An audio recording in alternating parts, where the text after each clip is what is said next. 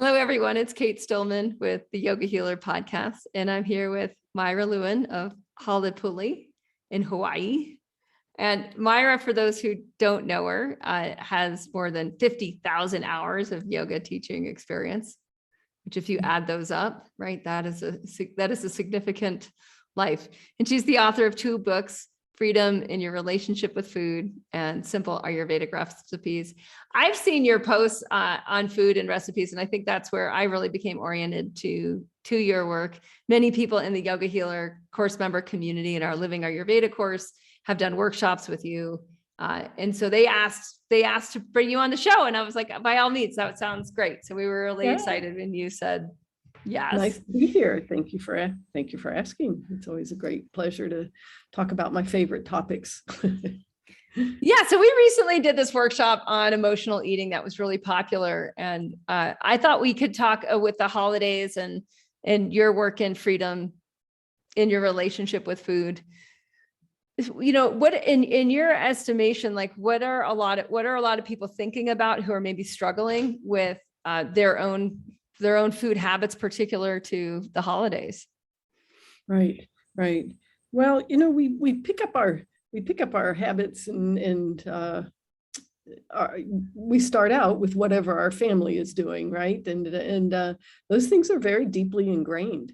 So it takes some attention and some shifting of energy internally to really make that different. And yeah, you know, it's the most important thing is that, you know, we need to get back in touch with our bodies.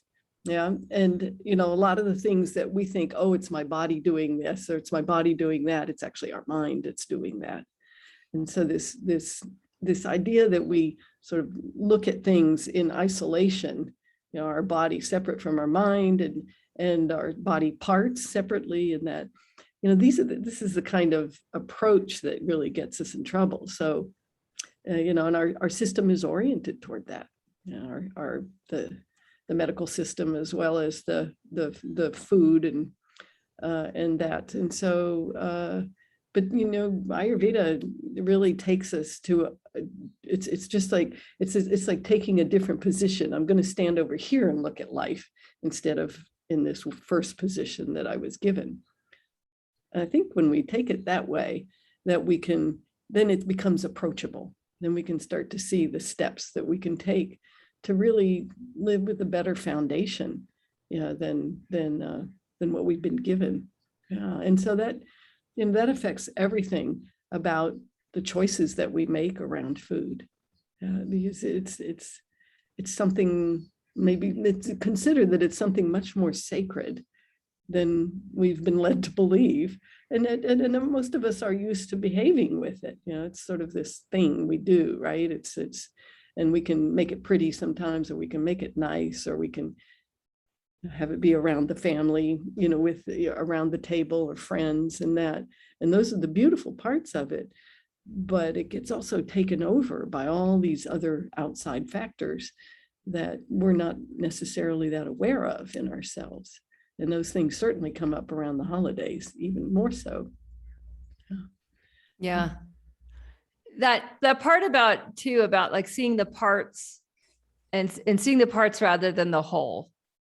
Mm-hmm. Right. It's like when we're noticing like, oh, my digestion's off, or, oh, I'm having these cravings and therefore I'm eating this. And then I am mad at myself for doing that. Cause a lot of that happens around the holidays too, where people are in a situation where they're like, oh, I'm drinking a little more than I want to be drinking. And then I don't feel as good. And then it kind of sets the next day off where I'm eating foods that really don't have nutrient density or aren't really balanced for my constitution or the seasons, and I'm off, and the off gets even more off. Right. Yeah, to start to, Go ahead.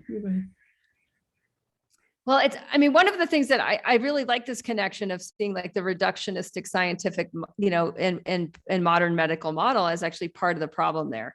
And when we're raised in an environment where we don't even know that that's how we're thinking, because it's so much part of the operating system, then it can be hard to find the way back into what is my whole, What is my Mhm. mind, body, whole? And how is my mind, body, holism connected to the ecosystem that's nourishing me? And how am I Absolutely. connected to the ecosystem that I'm nourishing in this Mhm. call and response type of a much more holistic relationship? Right. And that brings up, I think, the a great place to start.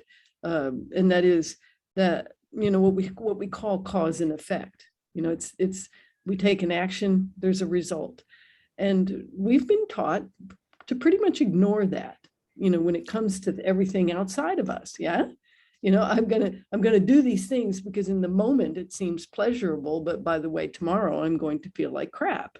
It's it and so that's at the foundation of this, is that we start to see, ah, that yes, there's cause and effect. And by the way, I have control over that, or I can have control over that. And that, for me, was one of the most empowering things, is that once I realized that, yes, I am doing things that are causing these difficulties. And you might say, okay, well, if I drink too much alcohol, I'm going to have a hangover.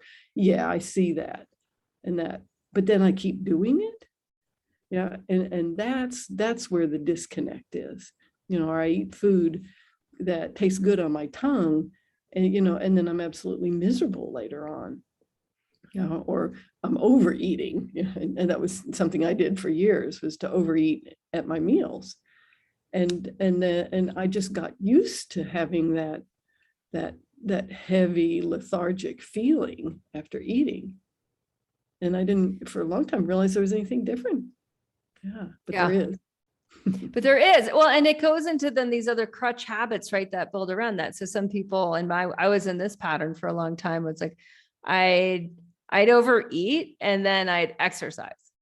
Mhm. Yeah. Right. But it was in a relationship where I had to get a certain amount of exercise a week in order to Yeah. not gain weight, because I like to overeat.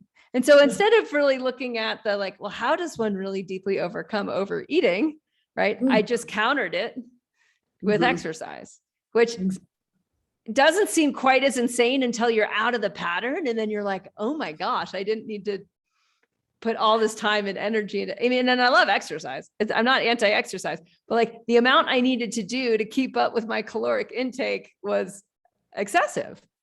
And you brought up something just then that really made it, that makes a good point. And that is that our thinking has really become black and white. We look for the answer instead of looking at the process of life. And so I'm thinking, if a little bit of something is good, then more is good. Or I have to stop it completely. And that's how we look at food too, right? We start thinking, oh, it must be this food that caused me the problem because I have gas when I eat it. But then again, sometimes I don't have gas when I eat it, and we're not looking at, oh, it could be me. In other words, it's not the thing on the outside. It's, oh, what about the condition of my environment, and how the environment I'm offering to process that food, for example. Yeah. Let's talk a little bit more about that, because there's so much in Ayurveda about how we're eating and when we're eating that doesn't show up as much in, I would say, in the Western mindset or even Western nutrition around food and digestion and tissue formation, and even the root causes of disease, as it does in Ayurveda. So what you just spoke to, speak more to about that. Okay. Well, let me see. Where do I want to start with that? I think that when we realize, that my environment is what I can control, and so what I bring into it, then not only does it matter, but then I need to be able to pay attention to, what is my response to that. But then I have to look at the whole picture. I can't just look at, oh, I eat beans and I get gas. Yeah, but then I also find out, well, okay, maybe I'm not cooking the beans enough. Maybe I'm upset every time I eat beans because my mother used to make me eat them, when I didn't want to. And maybe they're, maybe I'm having too much of them too. Yeah. And so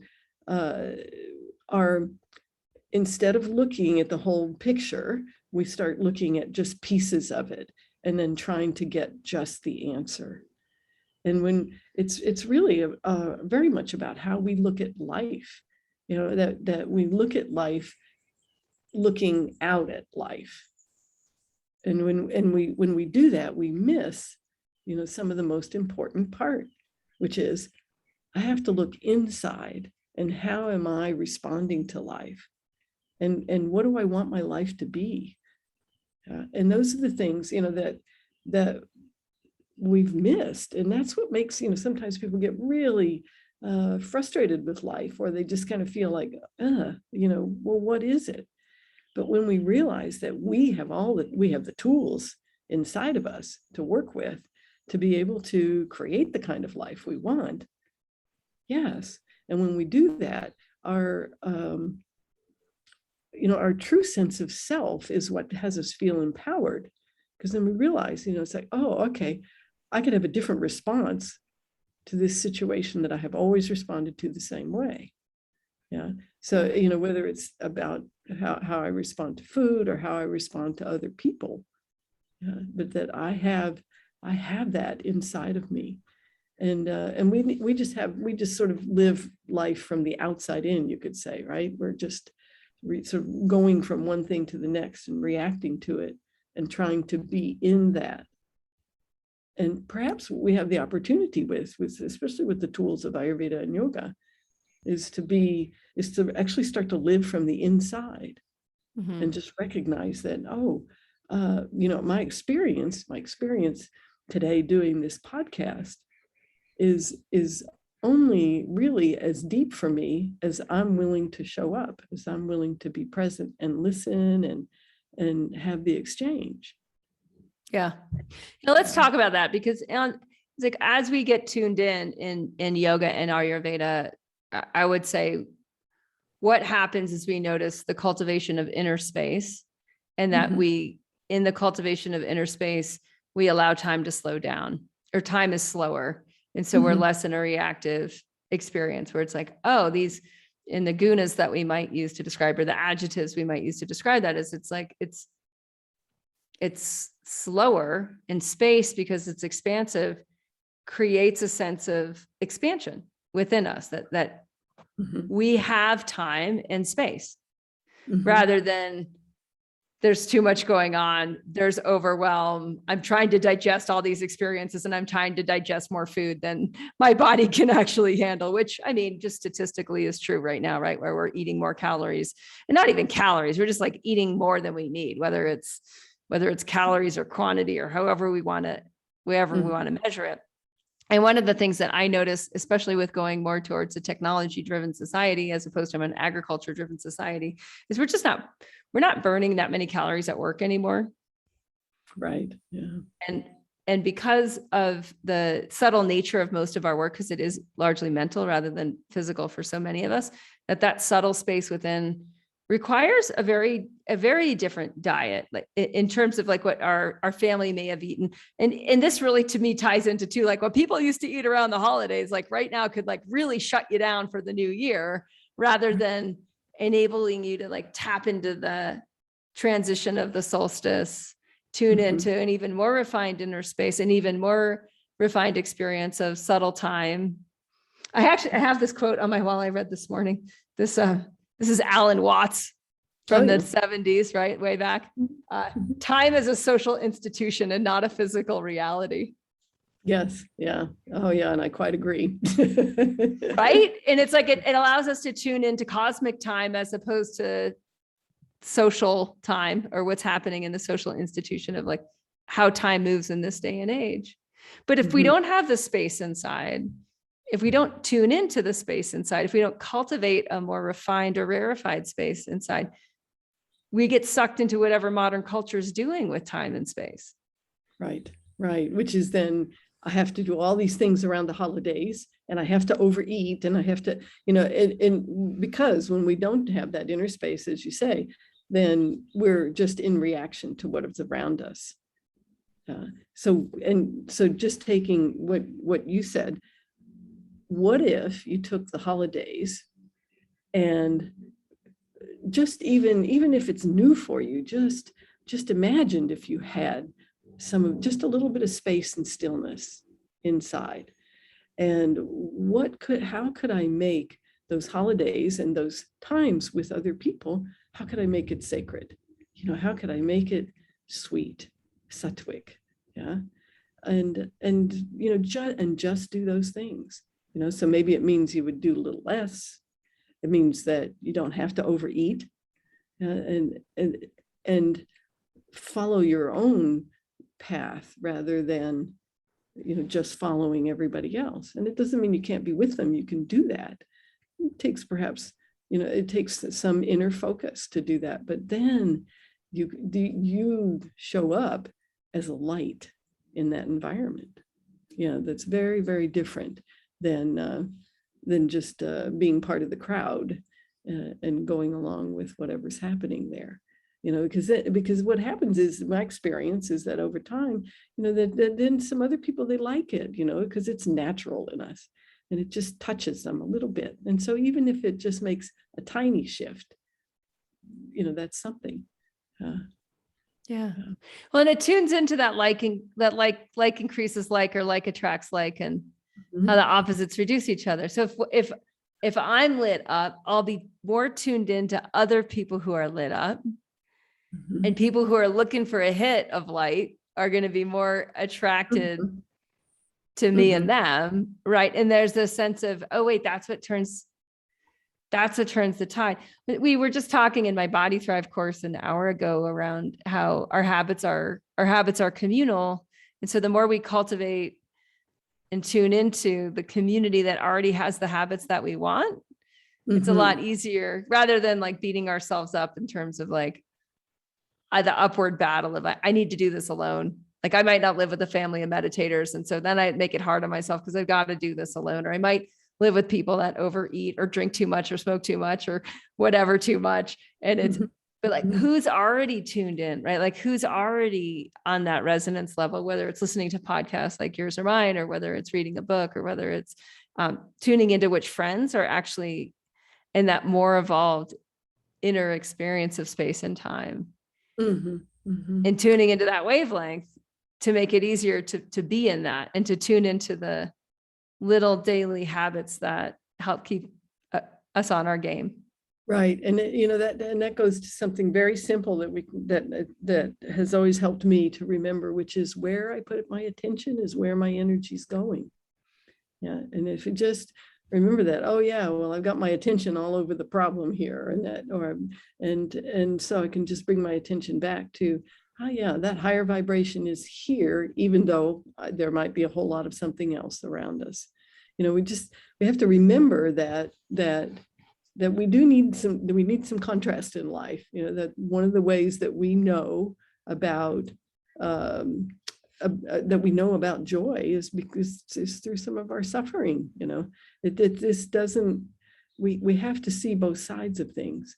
But that you mentioned something, I think, that I find to be really important, which is, that when we go into that punishment of ourselves, or we start beating ourselves up, or I like to remind myself and remind others, is that, well, I need to get off of my case.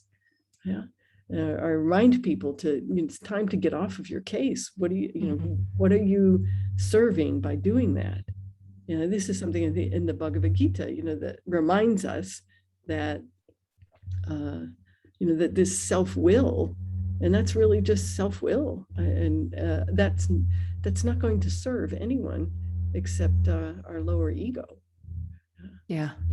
Well, that whole process of what is the reoccurring habit of the mind, right? Especially if it's in a negative state, because if the mind is in a negative state, it's creating a negative vibration in the physiology. Now our whole physiology is experiencing oxidative stress, right? Which is going to create inflammation and like yada, yada, yada, yada. Like it doesn't end.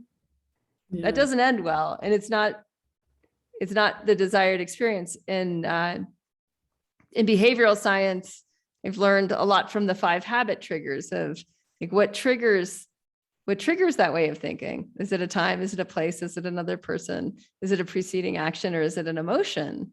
Mhm. And being able, and I love that about yoga. And I love that about meditation, where it's like, you get to see your own patterns so that you can generate freedom, right? From the pattern, you can generate a higher level order. Mhm. Right, right.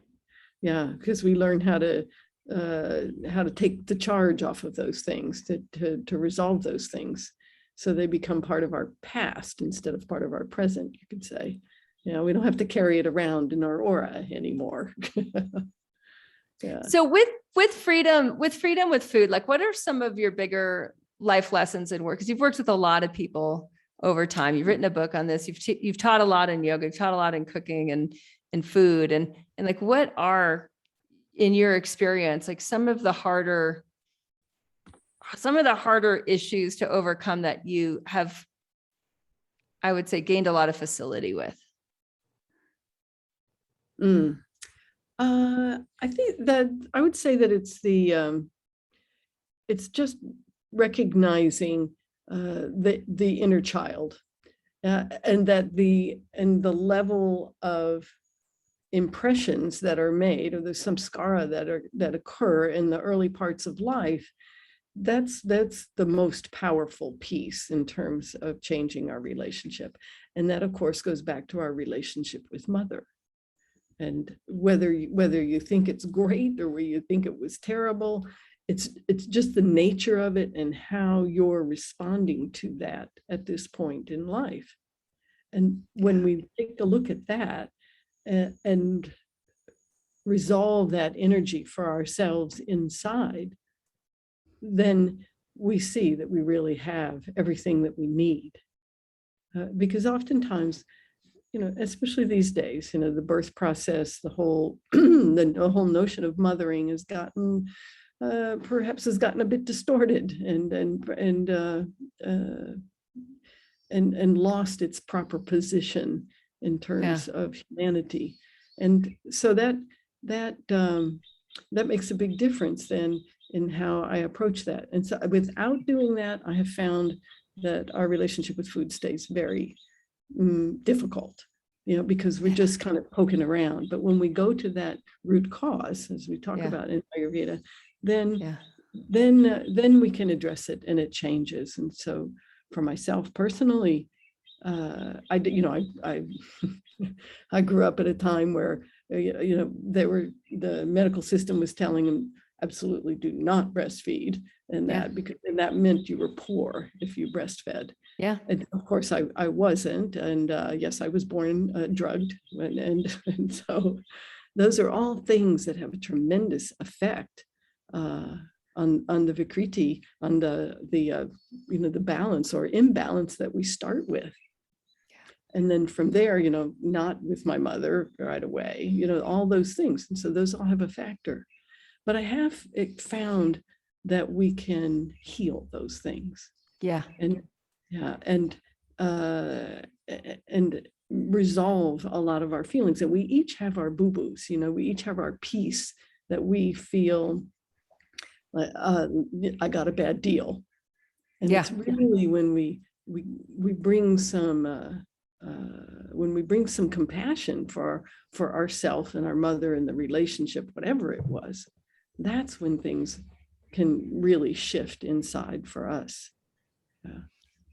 I can't agree with you more. I mean, even just looking like the history of healers versus the modern medicalization from the process of conception, pregnancy, birth, postpartum, right onward. It's like it's changed radically and radically fast in human history. If we just look at what happened in the last 100 years, and even the more or less what seems like forced vaccinations in hospitals of infants, or at least a system that's tried to go in that direction, where within 48 hours there's vaccines introduced to a newborn, and that's been going on for at least we have decades worth of trials in that. And it's different, right? It's like different than when a woman is in a culture where she's taught that she knows she knows how to give birth. Her body knows, even if she's never done it before, her body knows. Mhm. And she is a self-supportive organism, and Right. she's and she has what she needs within her. She is resourceful within herself, including resourceful to ask for outside help when and Exactly. how she needs it. Exactly. And then it's an incredible and beautiful experience. Just, the women who taken up Ayurveda in advance and done the preparation and gone through the process, and they don't have all the problems that people are And having. their kids don't have the problems And either. the Kids don't have the problem with immunity. They don't have problems with digestion. They don't have problems. I'm finding it's like they don't have problems with self-esteem. Right? Exactly. At that very deep level of svastha, they're seated and they're seated in their cosmic self. Mhm. Mhm. So with I've noticed this with the processing of the inner child wounds, right? Which are real and affect digestion and affect elimination and affect every day Mhm. how we get to, is that it's what's helped me the most with that is pretty cathartic breath work experiences where there's a connecting with the emotion, like the root of the energy through breath or movement, that it hasn't just been like a talk therapy or cerebral. And I'm curious what you found. I have found that probably the most effective thing is working with the energy. In other words, that we work with a place of neutrality within us, and then you work from there. And so that way you can experience the feeling, but you're not in your head, or you're talking about it, or you're not, just wrapped up in the mind. And certainly, cathartic breath work can be good as long as it's not overdone. Yeah. Well, maybe it's the experience that's cathartic, more as I'm self-correcting, that more than like the breath work that's cathartic, Yes. but there's something that's the breath enabling that, what you're saying, like that shift in the mind. So the mind can be more in a different level of consciousness than normal waking consciousness. Absolutely. Yeah. I mean, and this is at the basis of yoga, right? That we use the breath to master the mind, and then we can use our mind to master our senses. And that takes us back to, how am I going to approach food? How am I going to eat in my life? And how will I manage my senses and utilize them in a way that's life-giving? If somebody said to us, I remember years back, if somebody had said to me, oh, I see that you're doing a lot of things that are really destroying your life. I would have said, what are you talking about? Of course not. And yet we're doing those things. And so that kind of takes us back to where we started today, is that we have so much opportunity and so much ability to become, not only to become our own healer, but to really take charge of our lives in a beautiful way. Yeah. And I find that that's a logical progression, is like there's like one happens before the other, that the self-healing happens before the next level of dharma, of like what we can then, it's like we do the work inside, and then the world invites us to do something in it that's of a greater magnitude or of greater connection. And we have the ability to actually express and stay with the dharma. Yes. Yeah. Yeah. And that fundamentally, if our habits aren't aligned, we can't do that. I mean, I've seen that time and again I have habit-driven courses. Like that's sort of how we work around here. It's like, we don't have dinacharya, like don't expect greater things out of yourself. But I feel like modern culture it's like this sense of like, you should be able to achieve these great goals, these greater goals for yourself, whether they're financial or career oriented or relationship and family oriented, without the stronger foundation. Like it's wrong. It's just it's a krama. It's out of order. Yeah, right. And there's and underneath, you'll always find where there's some wrong motive. When I say wrong motive, I mean something that's actually going to take us away from ourselves rather than toward ourselves. And that's when you get all that success on the outside, and then you're empty. And maybe depleted or burnt out, or maybe some relationships have been neglected or burned along the way, or right. Yeah. And then life doesn't feel full. So it's as if we're trying to get to one point, as opposed to enjoying step by step. Yeah.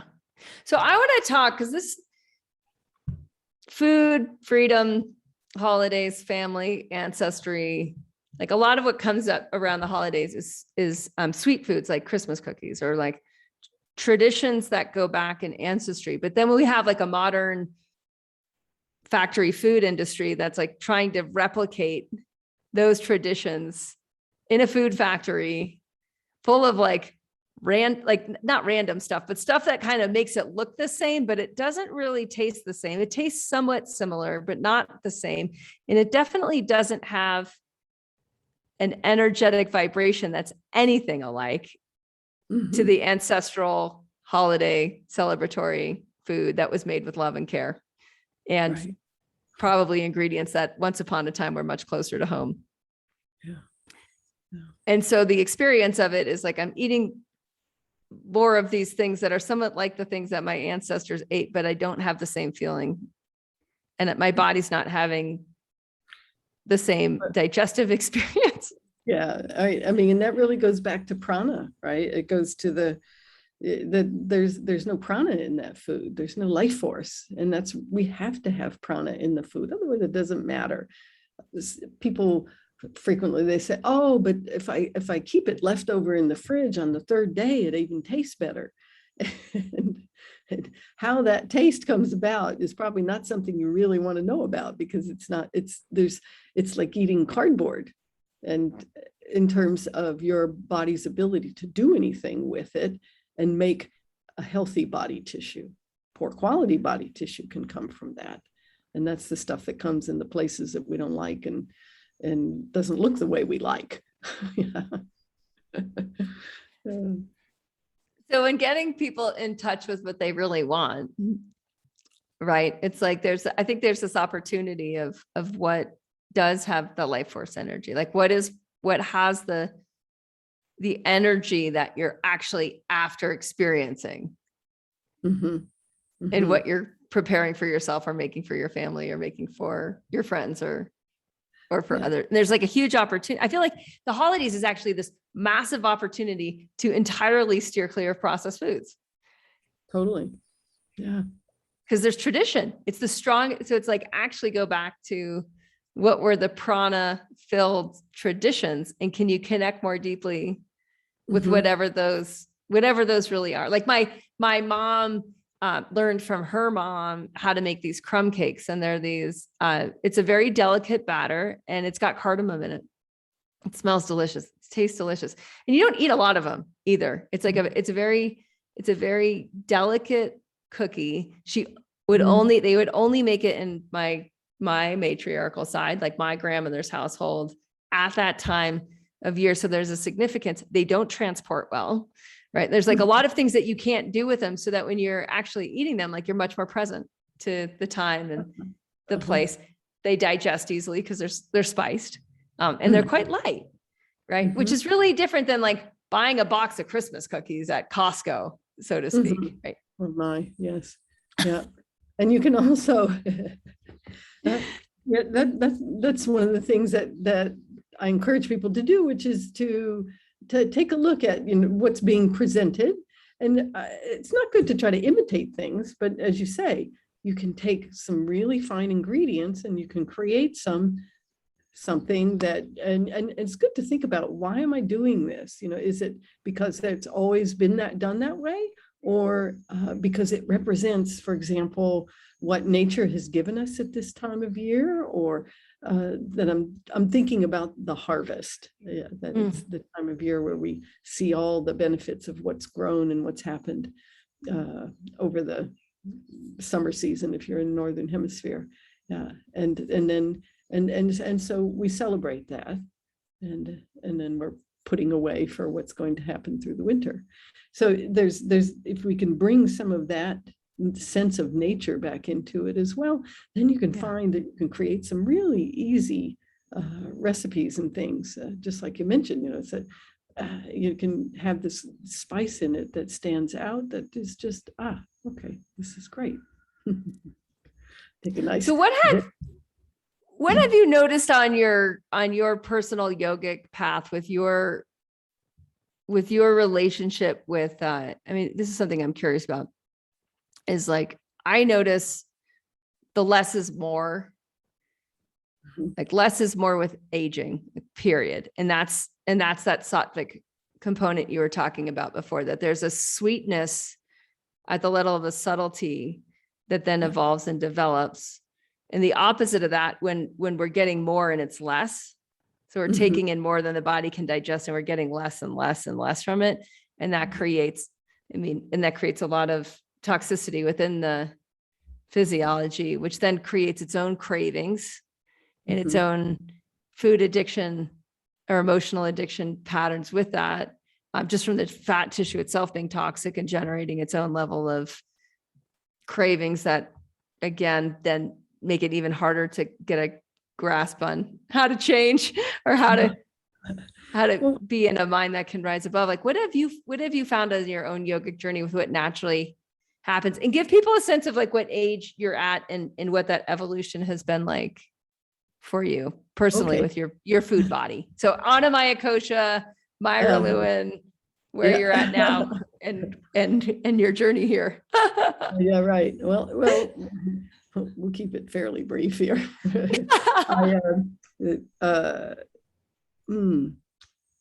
When I was growing up, there was enough food. There wasn't extra food, and there were other kids, and I was always going after, anything. I seemed like I wanted more.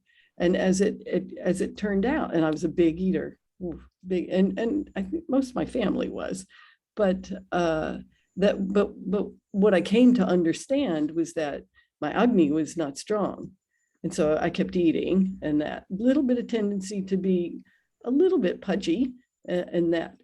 And then over time, I started to be able to experience, if I eat less, and I had some times where I tried lots of fasting and things like that, because I was seeing the experience, not only of what it did to my body, and that really wasn't my greatest interest.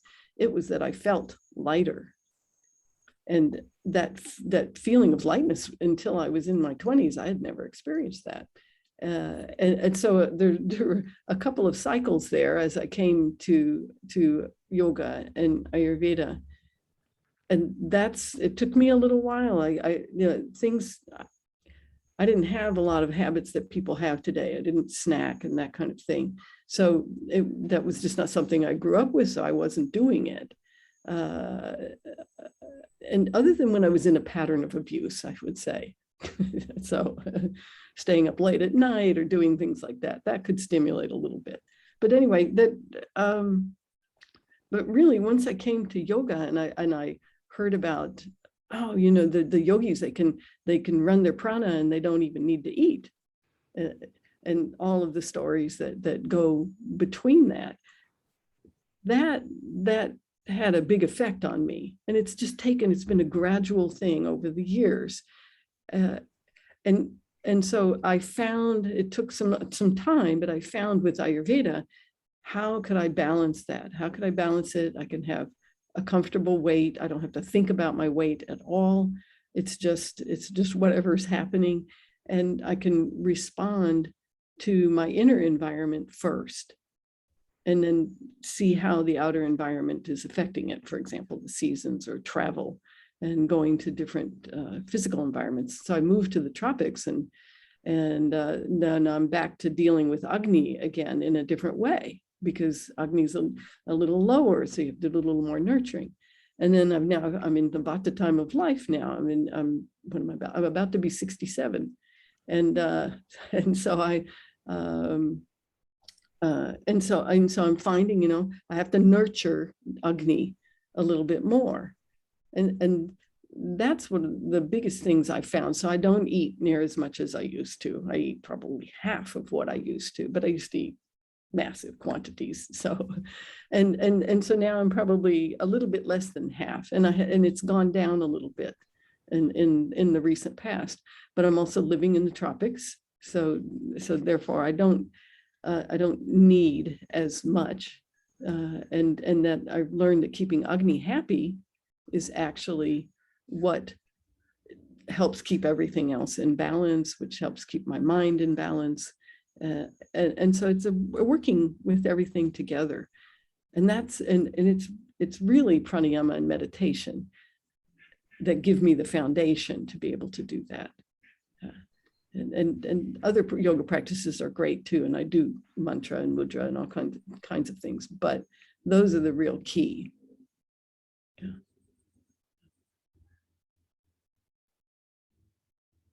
Is it the sense that you're fed by prana, and your Agni, your digestive fire, is fed by prana, and prana is energy, but it's also intelligence. And therefore what you're even oriented towards in terms of preparing food for your body is of a higher vibratory order. Exactly. It's all of those things. They're all factors. Who cooks the food and the energy that goes into it. The attitude that I have when I sit down to eat it makes all the difference in my ability to have good quality body tissue. And that's something I've experienced more recently. As difficult as all the changes have been in the last 2 years, my work life and my emphasis has changed. And that's allowed me to, I think, working in a different way for this time period. I've been able to give more attention to Agni and take care of it. And I'm finding I have better quality body tissue. I have better quality muscle than I had 3 years ago, which is very interesting. Not something I expected, but it's a very nice benefit. And so good for people to hear, because I think there's this we were talking before about how modern medicine, modern culture, modern science with its reductionists, like looking at this part and that part, has also assumptions and expectations around that. And, looking at how people assume aging will go. A lot of people in their 60s have an expectation that their muscle tissue, it's already declining, will continue to decline. And they don't have the practices of that, which can actually change the factors. Mm-hmm. Mm-hmm. Yeah. What I'm really hearing in that is the essential nature of that which increases the life force energy in the tissue of the body and refines the awareness in the mind becomes increasingly important, becomes more and more non-negotiable with each passing decade. It does. And recognizing that we are moving toward the end of life. So there is an element, we're drying up to some degree, but how we work with that makes all the difference. And makes that all the difference. assumption that I have to be sick is really a wrong assumption. However, what I'm doing today is creating my tomorrow. So those of you who are in your 20s and 30s and 40s, really take a look at how important is it to me, and what am I willing to do to really utilize the body in the way it's designed, and have it be an expression of nature and an expression of us. That's really what it is. And it makes a lot of difference then in what's happening in 20 or 30 years. Yes.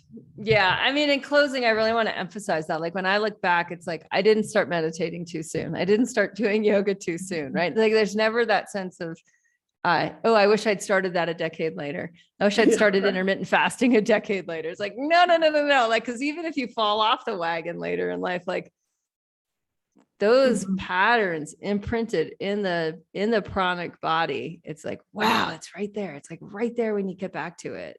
It's like right there, ready to connect with where you're at right now and to justify in advance.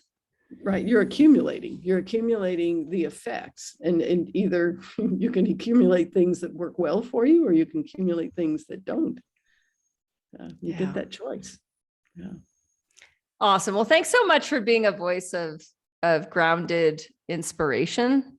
It's really a pleasure just to hang out and talk about food and freedom and where people can start to orient their attention in order to orient their experience next. Yeah. Great. Thanks for having me. It's great to be here. Good to talk to you. Yeah. So I just want to point people to your website. So HALEPULE And this has been Myra Lewin. Anything else you want to direct people towards? Yeah. Well, we have a lot of information about Agni and heal your relationship with food. And we have some programs that help you get to know yourself and resolve a lot of the issues around your relationship with food and yourself, and brings a lot of freedom. So check it out. Awesome.